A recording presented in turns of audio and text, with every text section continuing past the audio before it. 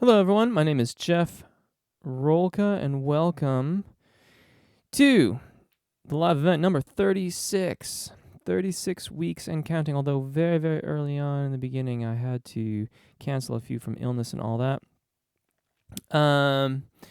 So welcome. It's Christmas Eve for those of you who observe that, and I want to wish you all the happiest of holidays and Merry Christmas and all that kind of stuff. The chat is open. Welcome. I know production Pro Audio Rev TV has been eagerly anticipating tonight's live event, so thank you so much for hanging around. I am going to dive right in because I had a question that came in the comment section a couple days ago, and I wanted to take care of that immediately. Welcome, Nancy, to the live event. But just by way of reminder, the chat is open, and this is your live event. So if you've got questions or you just want to say hello, please be not shy. Dive right in. Feel free to talk amongst yourselves in the chat as well. If you put like an @ Pro Audio Rev TV or something like that, I'll acknowledge it so that hopefully the person whom you directed it to will be aware that it's there. But otherwise, I'll most likely kind of skip past it. Blaine cannot stop singing Let It Snow. That sounds awesome. I love that. I love that carol. Carols are some of my favorite pieces of music, by the way. I absolutely adore them. And every time this time of year rolls around, I just get such a thrill out of working on carols with some of my clients. Nancy, I used your advice from your previous live stream for my mixed voice, and it has helped me so much. Wonderful. Wonderful, wonderful. Quickly, Quan Grant, hello. Hello back to you. And Susan Regoza says hello, and I say hello back. The question that came in was one, and I think that this happens for a lot of people, which is why I was so eager to address it here at the beginning of our event this evening, which is that the person said, I don't think I can find my mixed voice. Like, I don't even know what's happening. Like, I hit my upper register, I hit my break, and it's just immediately falsetto. Hello, Carlos. And this is a really common thing. You know, when you're getting up near the break, as it were, forget it to get really airy like that before we've really learned how to use it.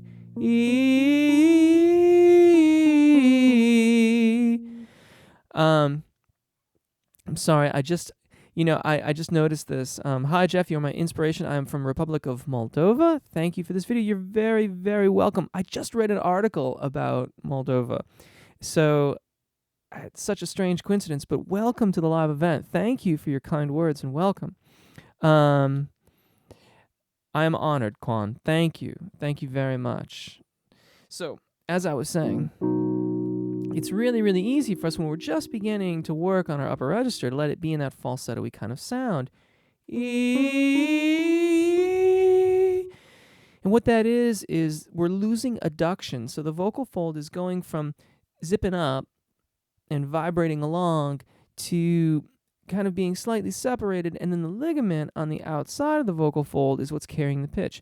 Now that's falsetto tone production, but it's not in exactly the right area of our voices for it to be full and lush sounding. Now, higher up, that ligament approach will work quite well, and you'll get great upper register singing.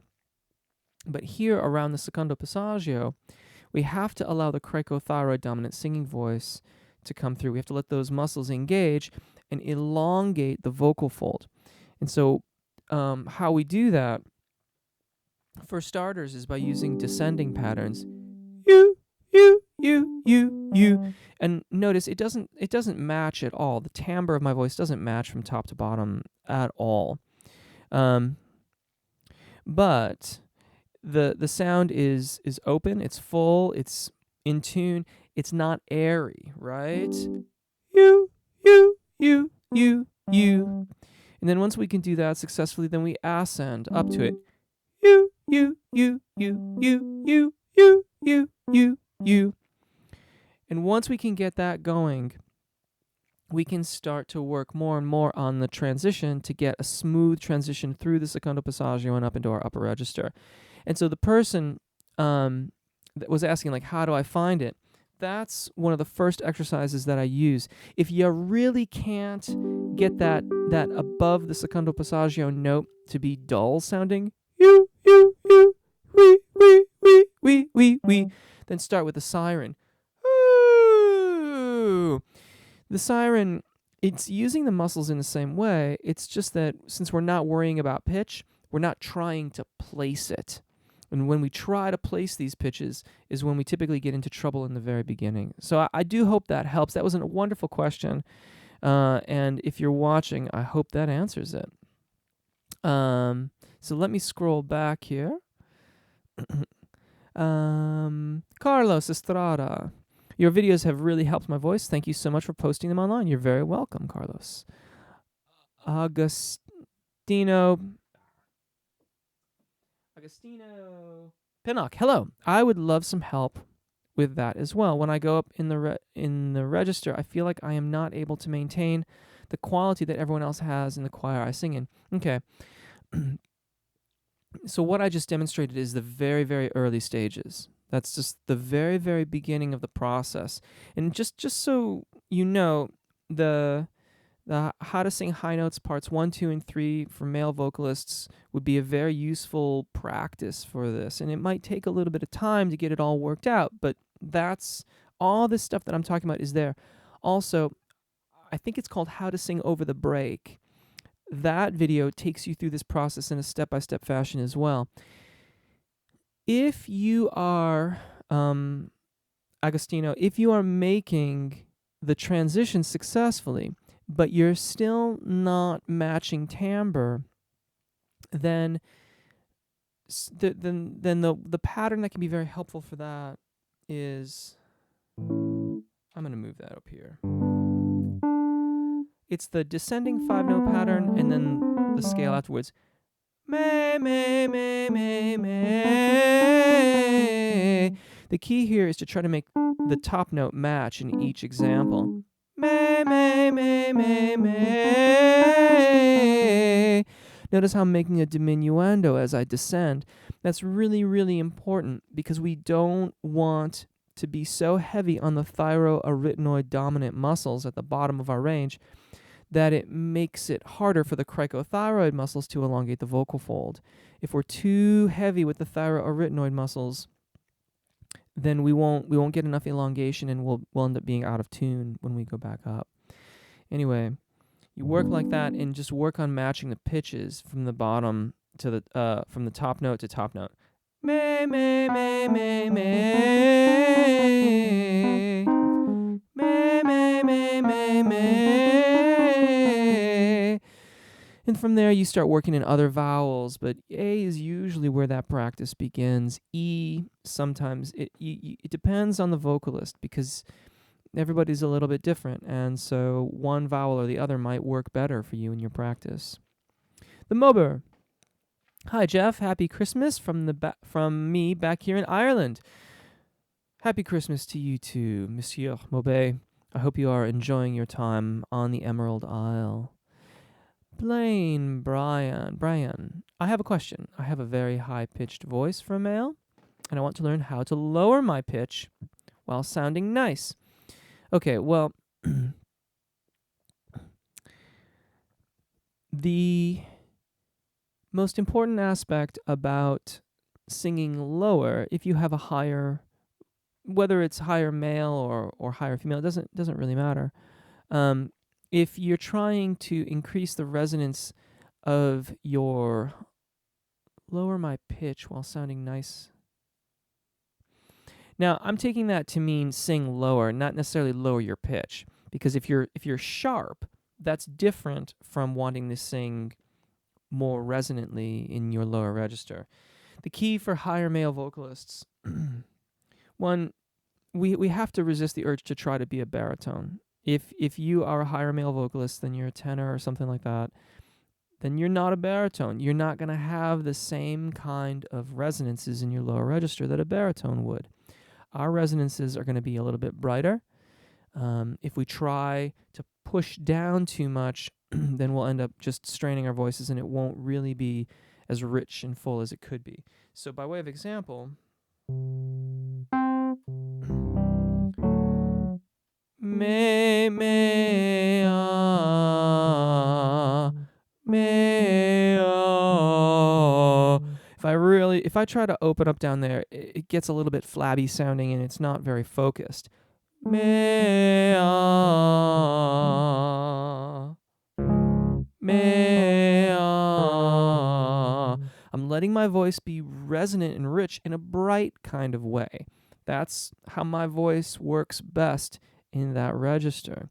If you're a baritone, you can do some different things there that I might not be able to do as effectively. And that's the way the cookie crumbles, right? I think that all of our voices are beautiful in their own way, and I personally love the way I sing low because it's the way my voice works. And there are times when I might like a little bit more power, but then I can move keys around and put things in a more sweet spot if necessary. But in general, when I'm down there, it's brighter, it's more resonant, and I'm quite pleased with it. So for you, if you have a higher male voice, let it be brighter in its resonances as you descend towards the bottom of your range. Karina. Yes, Karina Chen, I have a breathy tone. Please prescribe some exercises and help me to get more chord closure. Right. So we're talking about vocal fold adduction. Adduction is when things move towards the center of the body. Abduction is when they move away. If you have good adduction, then you get good engagement of the vocal folds, and you will have less air in your voice overall. If it's really, really breathy, think narrow vowels, short syllables. So we, or you. The advanced course for that would be to take a short breath, just replacing the air that you use in between each of those pitches. He.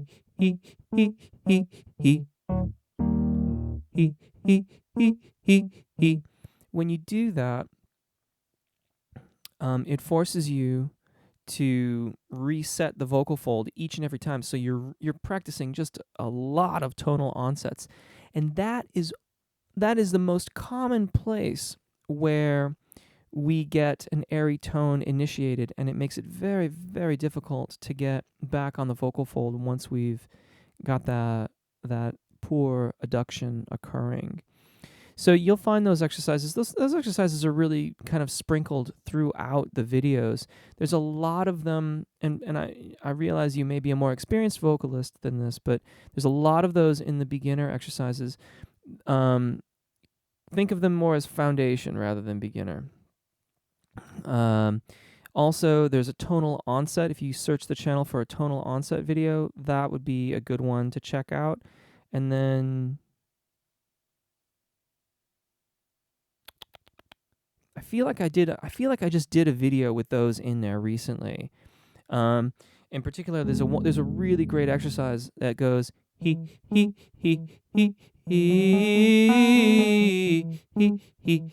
it kind of carries on that way. And that's a very, very good exercise to practice those tonal onsets with good adduction, and then get the feeling of what it's like to go through the scale, sung melismatically.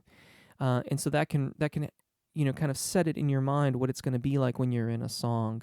I just don't remember off the top of my head what the name of that video was, I'm afraid. If anyone's familiar with that one, please pop it in the chat if you would be so kind, and direct it towards Karina. Kwan, where are you located, Jeff? It's 1 p.m. here in Connecticut. I am in England, about 40 minutes via train outside of London. Merry Christmas to you too, Karina. Agostino, Merry Christmas, by the way. Thank you very much. Merry Christmas to you too. Shadow Wolf, I love that. That's a great user ID. I've been using your lip trill exercises, but I still have a hard time reaching high notes. My high school choir. Also, Merry Christmas. Merry Christmas to you too, Shadow Wolf. Whatever the phrase is. So take take your music from that you're practicing, and reverse the phrases. So start from the high note, whatever it happens to be, and then work your way down from that to the beginning of the phrase. So, I mean, without having a specific example, let's just say that the high note's an F. I don't know. And it goes, let's say we're in the key of A flat. So 6, 5, 3, 1.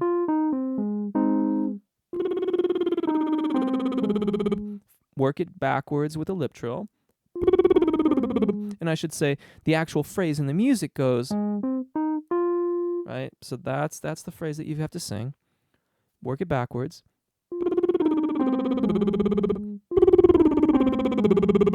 Do it with a vowel of your choosing. You could try oo, oo, or I like e, e,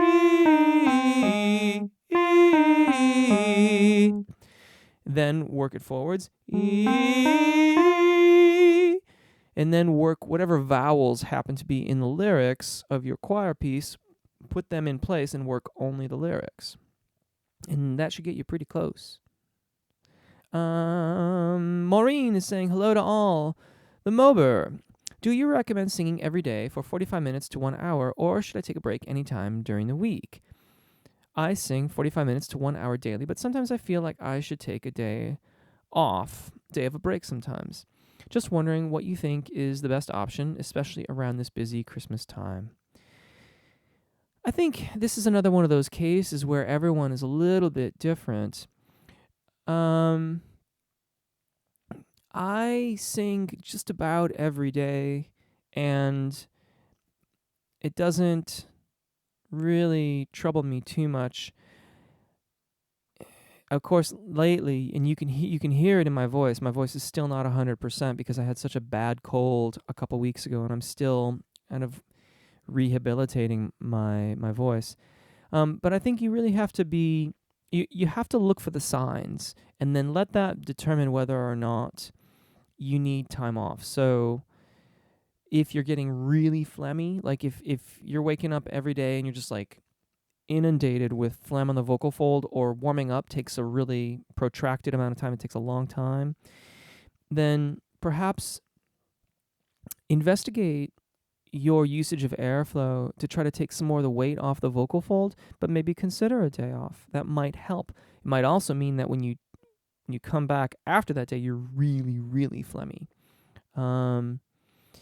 Sometimes when I take time off, it's more from a standpoint of needing a mental break than a physical break.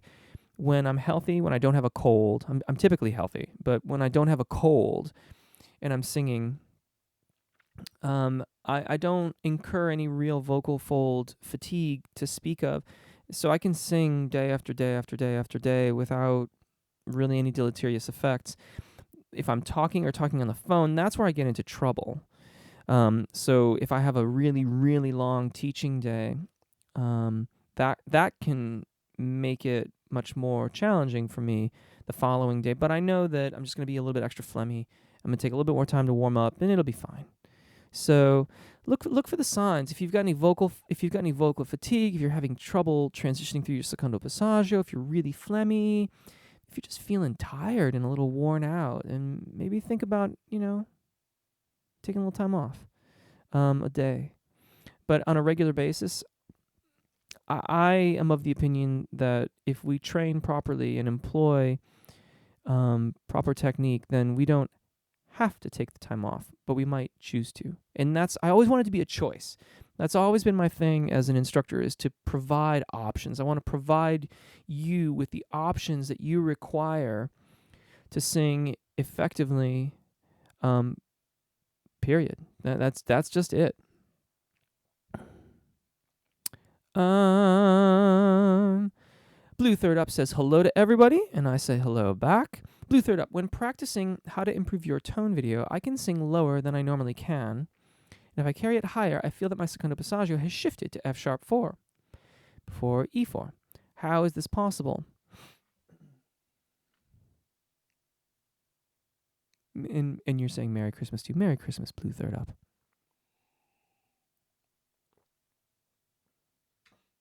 um, well, that's very interesting. So, for one, the secondo passaggio can move. It doesn't really move around on us, but when you're feeling good, when you've got really, really good vowel alignment, it might be like it's a little bit higher up, might be a little bit lower down if you're a little sick and your voice isn't really up to snuff. Um, in the beginning stages, when one is first learning where their secondo passaggio is, um, it can move around from lesson to lesson. This is why, you'll notice, in these chats or on the channel in the comments, I'm very like I tread very lightly when people ask me to define their fosh without having worked with them, because even as an instructor who's worked with people over a period of time, it's really really easy to not really have a firm idea of exactly what one's fosh is. And speaking for myself personally, over the years that I've been studying, I've been called a variety of different foshes. Um, more often than not, a tenor. Um, but I guess it's really just once, and the person didn't even say that I was actually a baritone. They thought it was this baritone thing.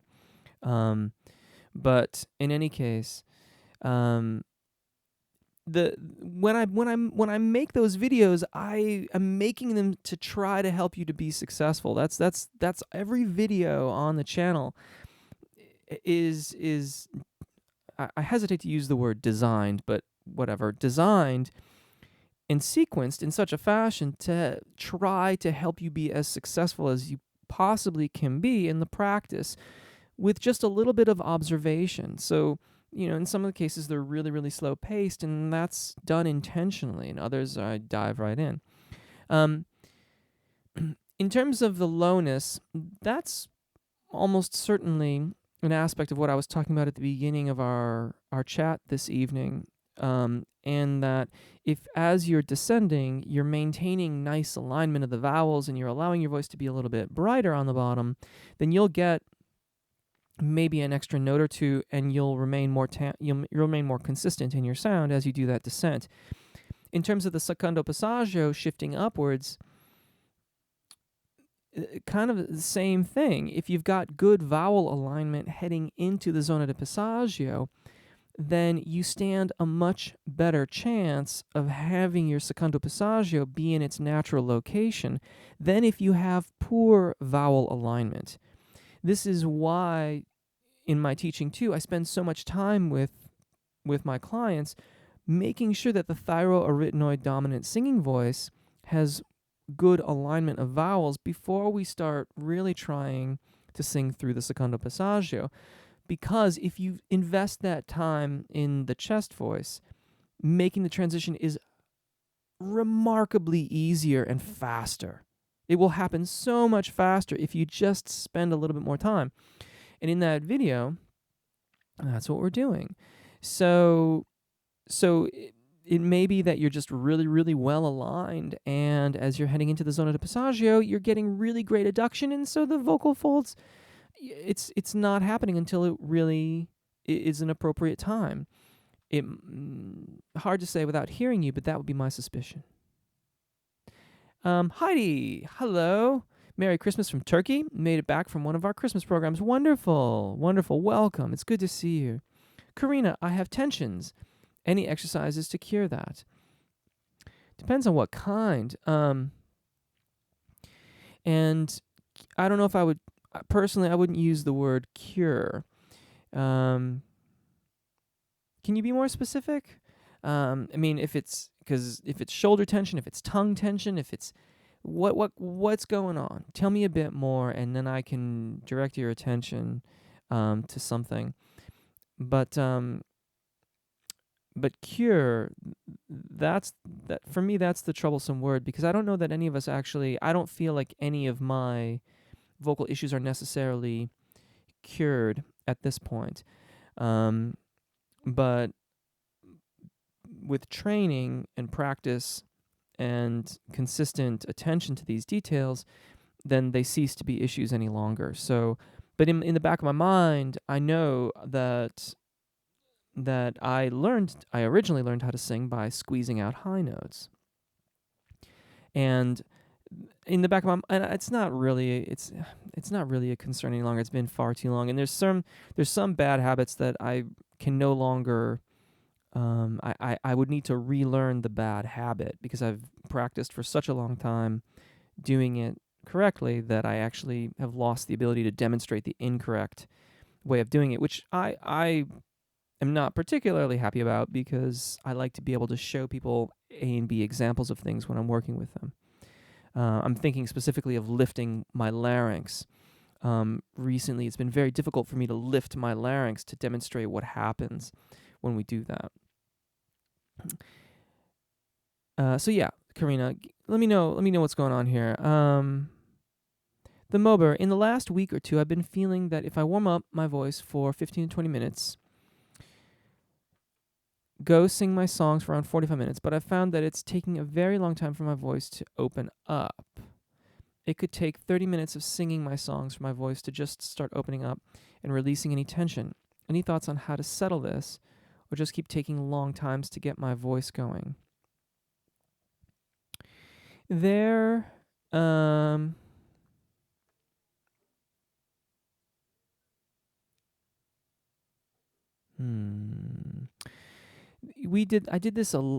don't remember which live event it was. I want to say it was in the 20s. I'd have to, I don't know, we'd have to go digging around a little bit. It might be in the 20s, it might be number 17. But I did this exercise that was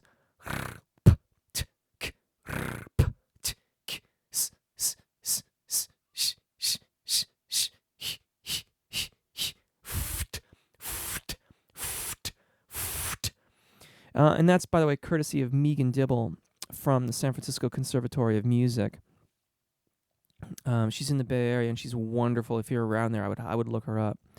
That exercise not only will get your abdominal muscles, your engagement firing, it'll get your suspension going, and it also works your tongue muscles, a lot of your articulators, and then the sh, f, that whole thing, you'll feel that move down the abdominal muscles as you repeat it. Doing a couple repetitions of that can kind of get some activity going into the facial muscles, into the tongue, and especially into the abdominal muscles. And I wonder if that's part of the reason why your warm-ups are taking longer, or you're not opening up as quickly.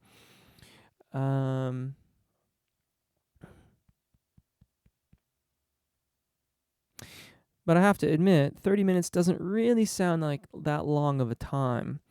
When if I'm going to do a gig, it certainly depends on the gig, but most gigs, it's really short, 45 minutes or something like that if I'm doing my own stuff.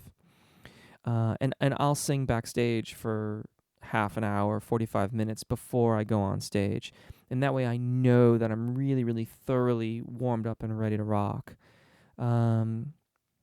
So, and that's a fairly typical amount of time for many of the groups that I've worked in over the years. We'll sing backstage for quite a while before we go on stage. Pro Audio Rev TV, please can you talk a little bit about face in sing and tension in the higher part of our body? I have the problem, I do crazy faces, and this caused a lot of tension in my voice. Blesses from Italy. Thank you very much. Thank you from Italy, and thank you from England. Yeah, there's a couple videos out there. I think it's the how to release tongue tension. The tongue tension one is where I'm asking you to grab your tongue and pull it out. In another one of the videos that came out recently, I've got you sticking your fingers through your cheeks and holding your face with the jaw immobilized. Doing that while you're warming up. So you don't have to use the video that I demonstrate that in. You can use any video you want. So, just sing.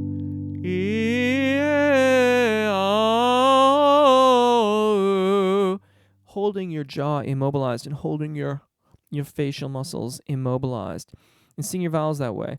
They might be slightly affected, but practice with the hands on the face, practice with them off. Practice putting your fingers through your cheeks so that your jaw can neither open nor close.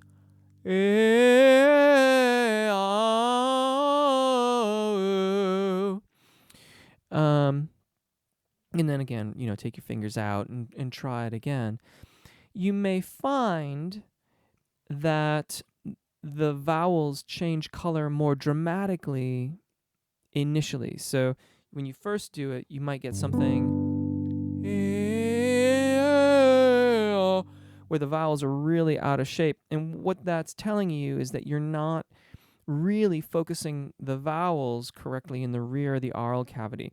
You're allowing them to be in too much of their spoken positions throughout the course of your singing. Practice with the hands on the face or with the fingers through the cheeks. Get the vowel to be more located in the rear of the oral cavity so that they all align nicely. And then when you remove your hands, you may find that you're getting nicer vowel alignment in general, but you're also allowing the face to relax. There's also some things, you can give yourself little massages around the cheeks and around the teeth roots, and that can help you be more aware of your facial expressions. You can also flex all the muscles and go through some of those kind of facial manipulations to feel the musculature and become aware of those muscles and know when you're tensing them. If you're crinkling your forehead, like lifting your eyebrows and crinkling, place your hand on your forehead while you sing and hold that stable, and then try releasing it. Lillian Doherty. Hi, Jeff. Hello. Any specific exercises you'd recommend for a female with a low tessitura? E3D5. Lovely. I rarely have issues with my break, mostly tone and control related things in low and mid registers.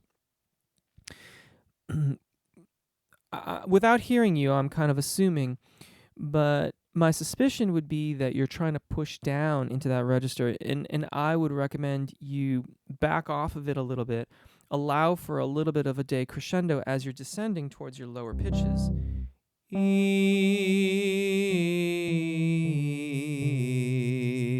And allow the tone to brighten somewhat. You can always come back from that.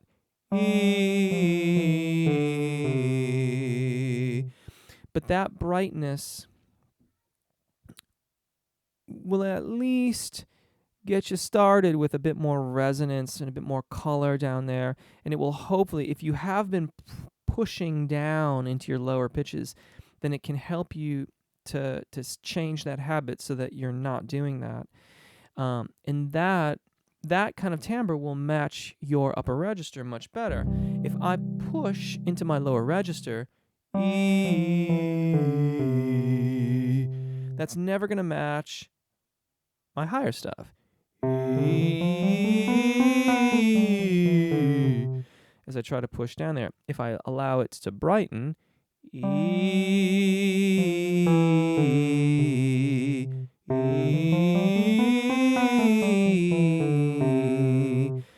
that matches timbre much better. Eduardo. I'm a little late, but got it. Merry Christmas, Jeff. Merry Christmas to you too, Eduardo. Welcome. The Mober. There's a song I've been practicing this week. Some might say, awesome tune, by Oasis. The verses are at my comfortable region. The chorus goes up very high and powerfully, very quickly. Any tips on how to make this as easy as possible?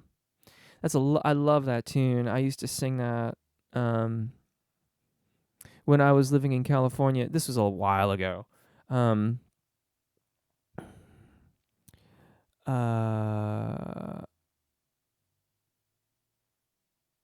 I used to sing that at farmers markets. I would go out and do like the farmers markets gigs, which was actually a lot of fun. If you're in Northern California, I would highly recommend it. I think it's the Marin County Farmers Market Association, was always really, really good. Like, you do really, really well at those markets. Yeah, off the top of my head, But the first thing that I would recommend you do is try the chorus in isolation and see what it feels like. If it's still, if you drop in on the chorus and it feels awesome and it's not a strain and everything is good, then it is how you are singing the verses is not preparing you for the chorus adequately. If you sing it in isolation and it's just as hard as anything else, then do your due diligence with it. Go through it with a lip trill. Go through it with a single vowel sound singing your melody. Move the key around. Not that you're going to change the key, but move it around so that you really, really refine your concept for where the pitches are. And then put it back into the song. Now, if you sing it in isolation and it's awesome, but when you go to the verse and then it becomes hard again, double check the obvious things like airflow. Are you taking adequate breaths throughout the verse so that when you arrive at the chorus, you're full complement of air?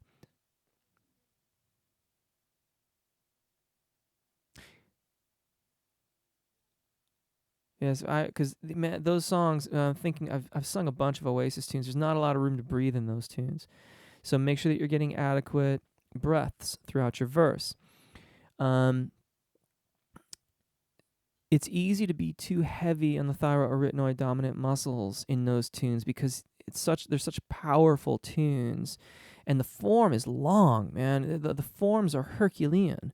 Like 16 32 bar choruses and 16 bar verses. I mean, they're long forms, very, very muscular.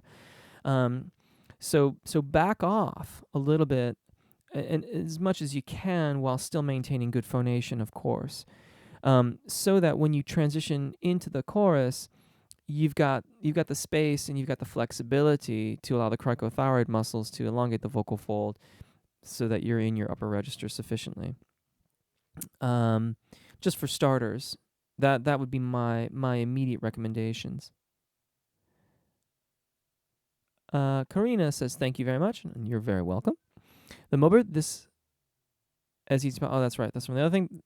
Blue Third Up, the video you're trying to remember the name to is How to Improve Your Tone video. Thank you very much for throwing that up there. Aldo, happy holidays to you too. Welcome. Jimenez Fernando, Merry Christmas, and Merry Christmas to you too. Pro Audio Rev TV's name is Giuseppe. Thank you. And if it's okay, when I see Pro Audio Rev, I'll probably refer to you as Giuseppe, if that's okay. Monsieur Maubet, this is a weird thing to say, but I feel like my singing is becoming almost too good tone-wise. I think my voice is almost producing too much great tone. Sometimes I wish I had more naturalness and not so much tone and a resonator sound. It's not a big complaint. Just I feel I could be more open and natural and less tonal sounding. What do you think? That's not I'm with you on this, and usually my go-to for that is to allow a little bit of the adduction of the vocal fold to slip so that I get a little bit of leakage. I know it seems like the exact opposite of what I'm talking about on the channel, but the channel is about neutral tone production throughout all registers of your voice. That's the goal, is to be able to attain this sort of, starting point. At the end of it all, you're at the beginning. Go figure, right? So when I think about getting a song ready for performance, one of the first things I think about doing is releasing a little bit of air over the vocal fold. So if normally the way I would phonate it would be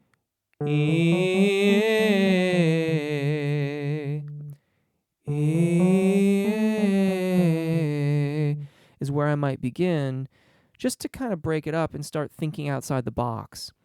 I mentioned it earlier, and then maybe I don't mention it quite enough.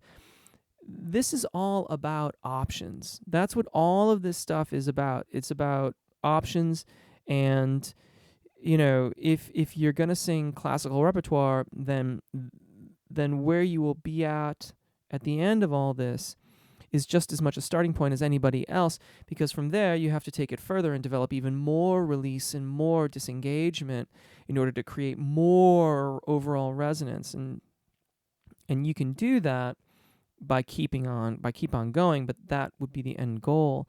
For those of us that are not singing classical repertoire or singing other things in addition to that, then we get to entertain other options.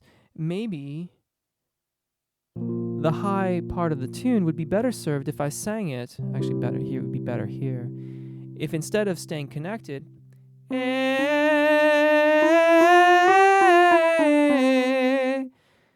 maybe it's like this really tender, vulnerable love song.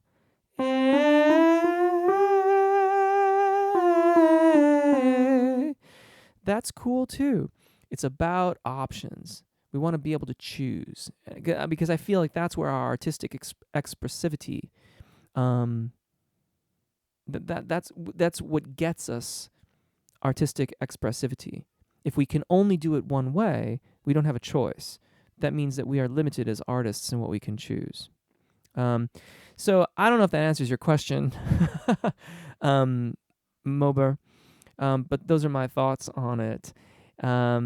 If it's sounding like super aligned and super pure in your vowel practice, I think you're in a really good place. But you might have to break out of that to make the artistic statement that you want to make. Merry Christmas, Capone, so full of Christmas ham. Can't even breathe properly? Singing is out of the question. Just listening. Awesome. Awesome. Is that not the Yule? Do I have that correctly? Is it the Yule? The Yule ham? Is that right? Do I have that right, Capone? The Mober. I've got plenty of neck and tongue tension. It's such a pain and annoyance. It does go away after a very long time of moving around and warming up and singing, but boy, it's a big struggle. Yeah, that creeps in on me from time to time too, and I have to be very, very careful about it. Really, really have to be careful about that. Every once in a while, just stick your tongue out on your lip. Do your phonations, and see if it snakes back on you. And if it does, grab it and just be more aware of that tension.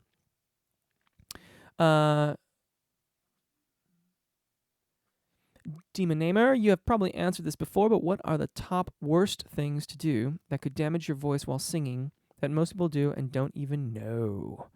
Sinister vocal habits. Okay,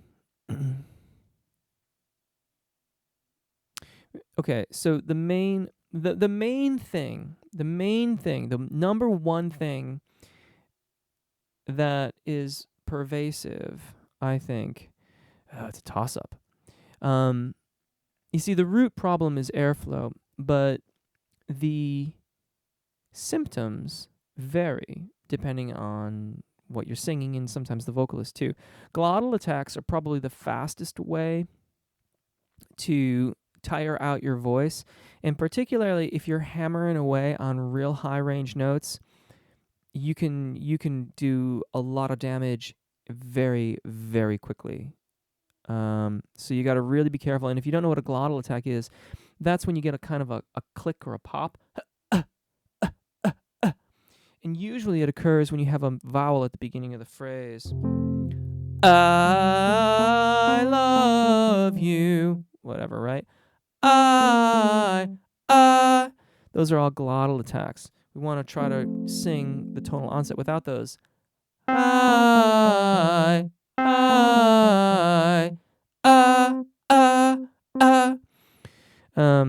Those you can lose your voice really quickly, particularly again if you're in your upper register. That's the number one thing that I would be conscious of. Scooping up can be kind of fatiguing over the long haul. Again, all of that's much worse the higher you are in your range. But that's really the symptom of a lot of other things. It's a symptom of not necessarily being ready for the transition of your voice. Or if you're belting, then you're not applying enough airflow.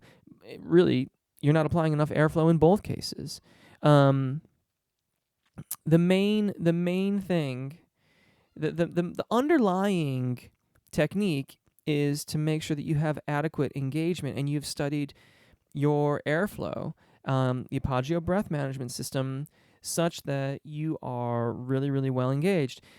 if you are well engaged, you can minimize or ameliorate entirely most of these symptoms.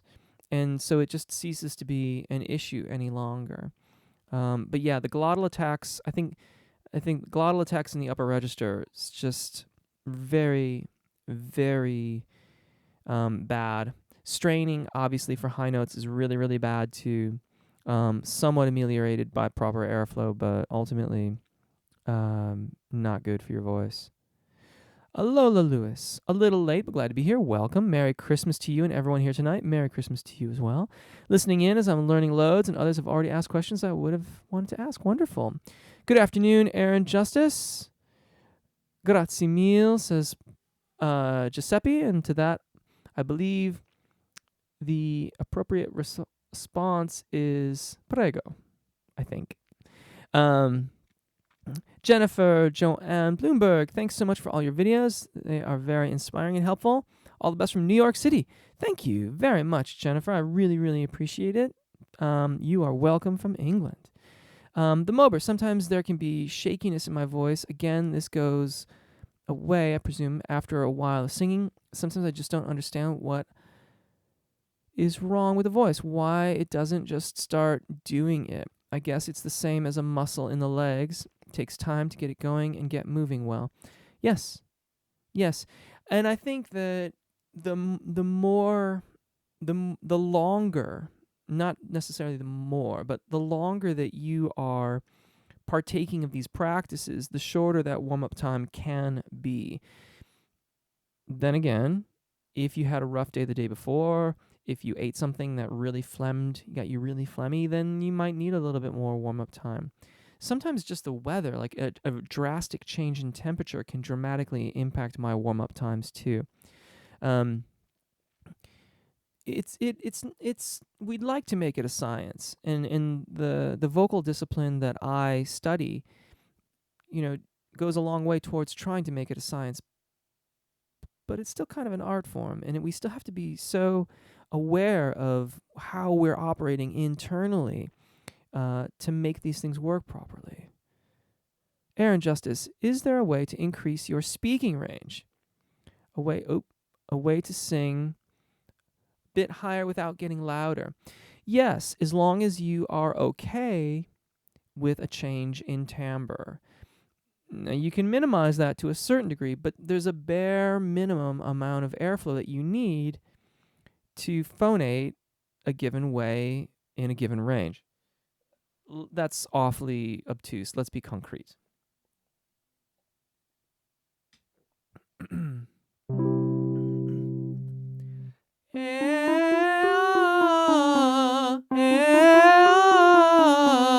If I want my tone to match as I transition up into my upper register, then there's a bare minimum amount of airflow that I have to provide.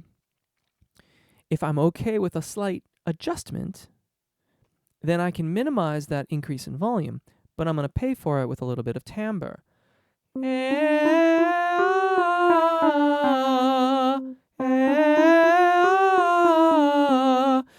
if I still want to be softer still, then I'm going to pay for it again because I'm reducing airflow.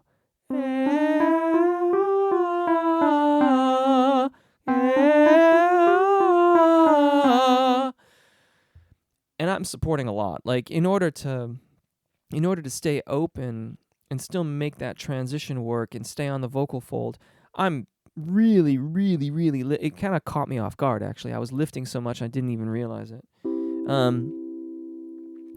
That's practice for you. And then finally, if I'm okay with a falsetto tone production in this range of my voice, then I can go there too.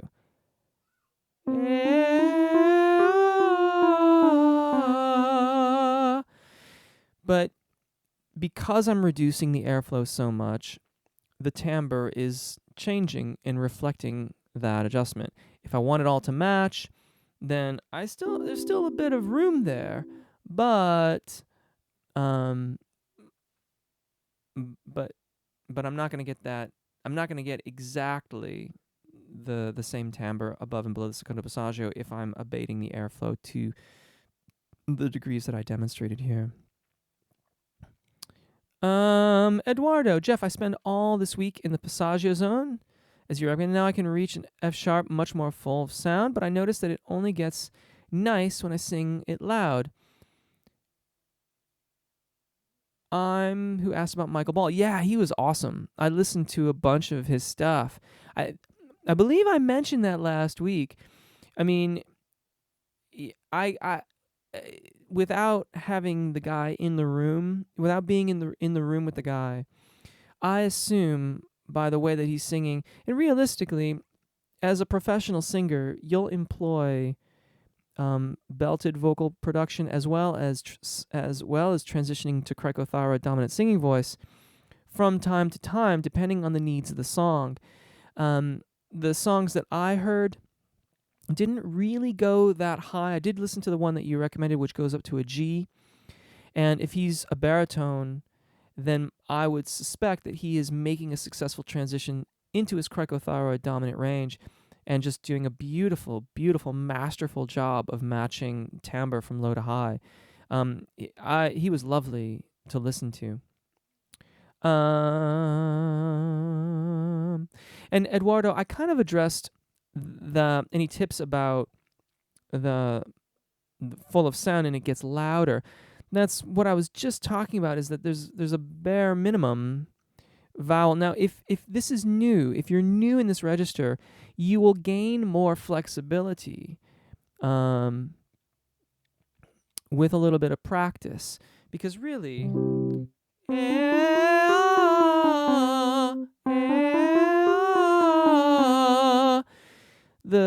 the tone, the timbral differences between those two aren't huge. Now, you can probably hear it, but they're not that dramatic. And in the second example, I could probably pull the volume down even more if I wanted to and still maintain that kind of phonation, because I'm allowing the cricothyroid muscles to be so much more active. So really, what you might consider doing are checking out the endurance videos and just building more endurance overall in your mix range. That will make it much easier in the zona de passaggio and over the secondo passaggio, and that's going to give you more flexibility. So more overall endurance and sustain through that range, I would think would help with that. Arson, hi Jeff, Merry Christmas to you, and Merry Christmas to you as well. I have a question. Is it possible to develop a whistle register if one doesn't have it at all? Thanks. I got to be honest with you. I'm really sorry. I have spent pretty much zero time even trying to cultivate those notes. The whistle register, even it is a little bit on the mysterious side, because when you do that, the epiglottis is covering the vocal fold. So I'm afraid I can't answer that question. I'm really, really sorry. I would think, however, that having good transitions through your secondo passaggio would at least be helpful in that. Yeah. Thank you for your question, though. Aaron Justice, I think everyone has a whistle register. Anyone can do it with enough practice. That's my suspicion. I mean, the anatomy is the same, right? You've got an epiglottis, you've got a vocal tract, you've got vocal folds, all contained in there. And it's just a matter of getting the epiglottis to cover the vocal fold, creating the aperture where the air is going to flow through to create the pitch. It's what I find challenging about that is getting the epiglottis to close adequately without just getting so tense muscularly that it all shuts down. Rebret is saying Happy Christmas to everyone, and I say Happy Christmas to you too. Giuseppe, Jeff, you are the best. Hope soon to have some lessons with you. Happy Christmas. Thank you very, very much. I truly appreciate it. Lillian Doherty, thank you. I think I'm really only pushing down when I go much below C-sharp 3. B2 is my bottom note. That's amazing. My voice naturally sits in the upper third octave usually. It's the higher I go, the less control I have. not entirely a bad thing. We don't necessarily want to over control that upper register. That's when we tend to start having intonation problems if you're exerting too much control on it. The Mober, yes, that's the main reason I sing Oasis songs. They really keep me engaged. They have a great workout for my voice. Really good stuff. Absolutely. Absolutely. Very, very good stuff. Lola has retracted her statement there. Steve Areno saying hello, Jeff, and I say hello back to you, Steve Areno. Aaron Rose, more exercises like the sing one for mixed. I feel like my nasal cavity could open more and pronounce more, but don't know how to open more. Sure, I could do more of that. You know, you could just use your favorite warm-up, but just sing it all with that NG sound. So if the warm-up's doing, you know, you can just do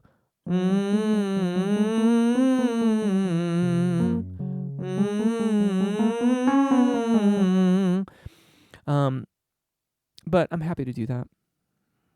Just in the meantime, you might just try that. Steve Arena, Merry Christmas to you and yours. Thanks for the videos. I'm always working through them on my own schedule. They are appreciated. Wonderful. Thank you so much. I really appreciate that. Aaron Justice. Oh, I forgot. I'm Jaheim. I remember Jaheim. Well, I remember the name Jaheim. Welcome back. Steve Areno. I have noticed that if I am quiet in my singing approach, my pitch and tone seem better than ever, especially if I don't let a lot of air escape. Just a thought. Especially, you know, in the thyroarytenoid dominant range of our voices, the chest voice or speaking range, if you will. The reason why many of us, and by us I mean vocal instructors, will spend so much time there with people is because it's a very, very good environment to work through things. And you can it's very forgiving. If you don't have a lot of airflow, or if you've used a lot of air in the past, it's a good place to experiment with less. Or it can also be a good place to experiment with a little bit more if you haven't been using enough. I wonder about how you have phonated in the past, Steve Areno, and if you've been really aspirated, like the vocal fold has really been really abducted or pulled apart. And lowering the amount of air flowing over the vocal fold and lowering your volume can bring the vocal folds to closure. They can bring them to adduct, ADD, and that's really good. That's really, really good. You have to make sure that as you start to make your way up higher in your upper register, that you're providing more airflow so that you don't get into vocal strain. But that's great. That's really, really great news. Arnold Arn, hello Jeff, hello to you. Merry Christmas. What kind of exercises could you do daily to improve my singing? P.S. Can you recommend me some exercises? Don't stay aphonic after singing for 40 minutes or less, please. I'm not sure what that means.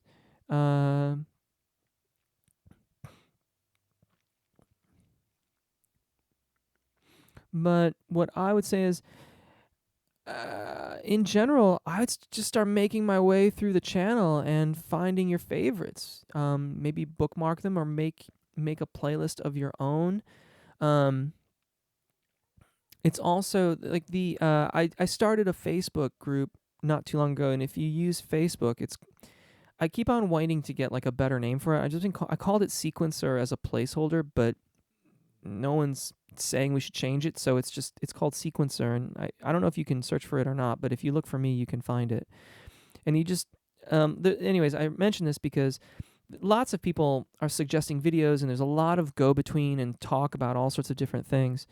And that might be a good place to bounce some ideas around or just kind of pose it to the group, because everyone's been really, really cool and a lot of wonderful information's been shared. And I'm going to take Blue Third Ups. I'll take Aaron Justice's last thing here too. But then I'm going to sign off for this evening. Eduardo, thank you very much, Jeff. I will see that video as soon as possible. Once again, thanks. You're the best. Thank you so much, Eduardo. I really appreciate it. Blue third up.